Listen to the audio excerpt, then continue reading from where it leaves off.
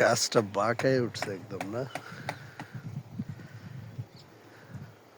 উঠলো কেন ওটা?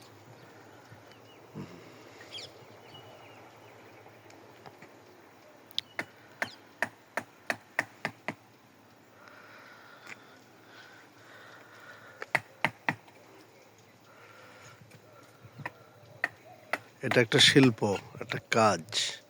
আস্তে আস্তে হারায় যাচ্ছে, খেজুর গাছও কমে যাচ্ছে, মানুষের পরিমাণ বেড়েছে, চাহিদাও বেড়েছে।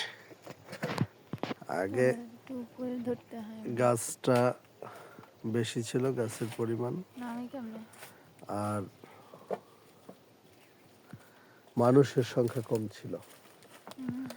এই দুইটা কারণে হলো রস আজকে বিলুপ্তির পথে।